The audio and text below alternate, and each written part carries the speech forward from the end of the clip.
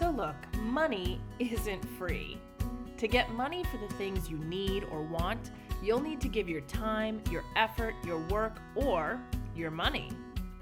When you have an expense that you don't have the money for, you can borrow money as a loan. But as we said, that money isn't free. You'll have to pay back what you borrowed plus interest, an extra charge for taking a loan. That's why banks lend out money. They make the interest as profit. There are many different types of loans: car loans, student loans, business loans, mortgages, which are home buying loans, and personal loans. You may have heard of some or all of them, and while they have small differences, they do have three factors in common. All loans include principal. This is the amount of money that you originally borrow.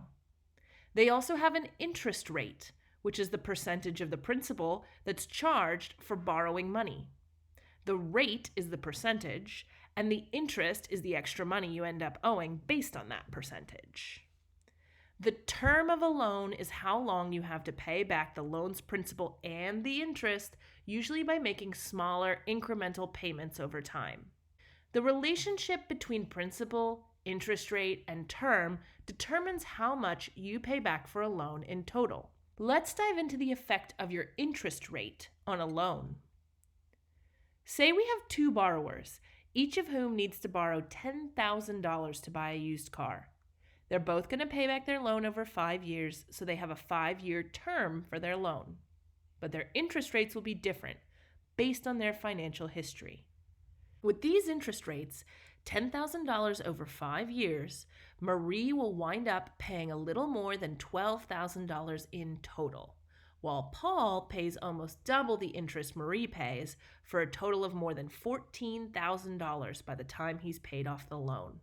How does the term of a loan affect how much you pay?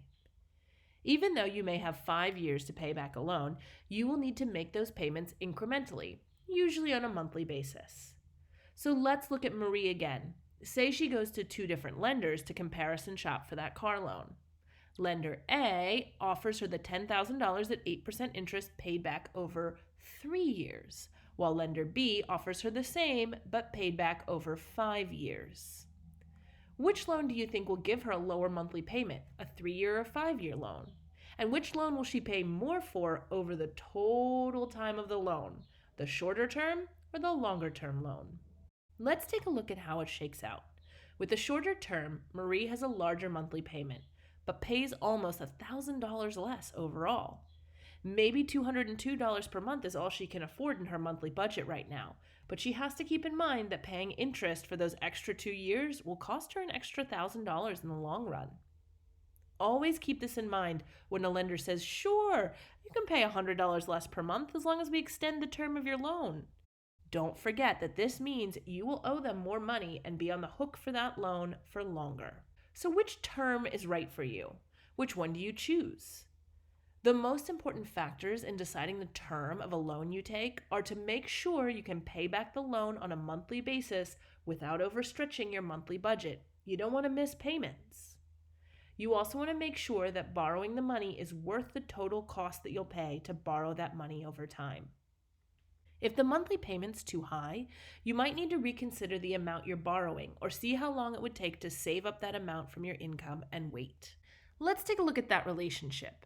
Are you going to owe more or less total on a loan if you have a higher principal, higher interest rate, or longer term? Increase any one of these factors of the loan and the total cost of the loan will increase.